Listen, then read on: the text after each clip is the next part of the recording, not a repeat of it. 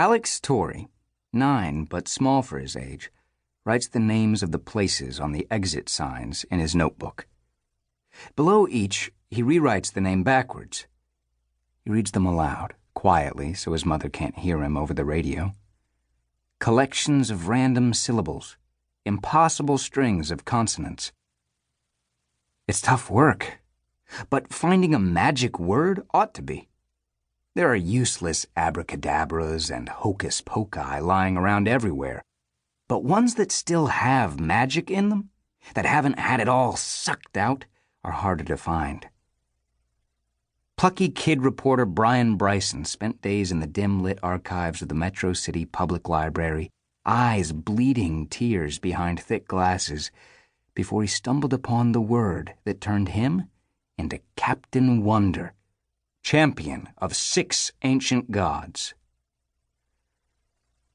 "Excelsior," Alex says. If it worked for Brian Bryson, it might still have a little magic in it. The word uttered, he is still a boy in the back seat of a Honda Civic.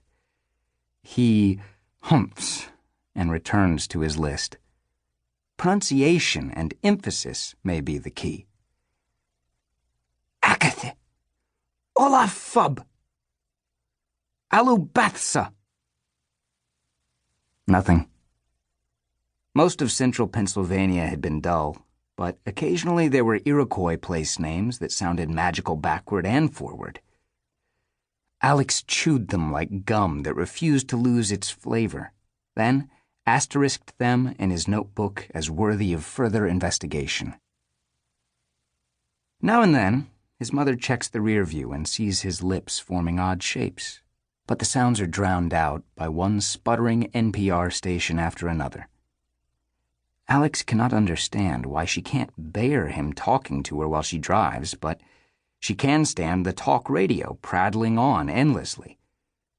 As they pass from one station to the next, discussions are repeated, and Alex's mother seems to take comfort in this.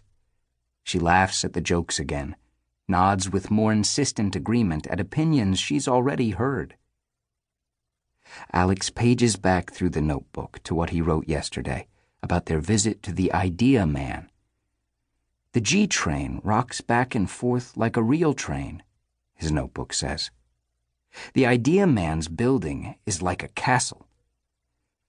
And on a page otherwise blank, the thing he'd asked for, his parting gift, an idea.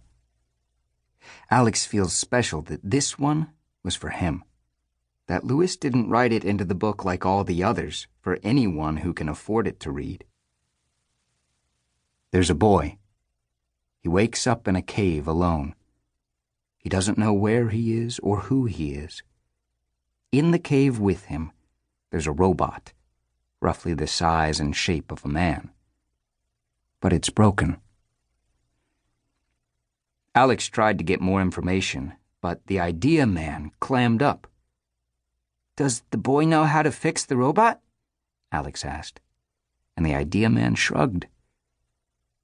"I'm wondering that myself," he said to Alex. Now it's Alex's job to wonder, to ponder on it. Where there was nothing, now there is a boy and a cave and a broken robot.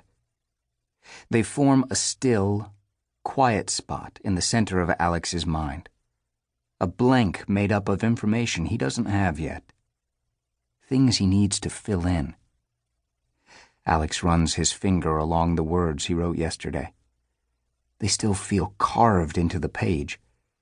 Soon they'll flatten out, but for now they are still paths across the page, still have depth and curvature.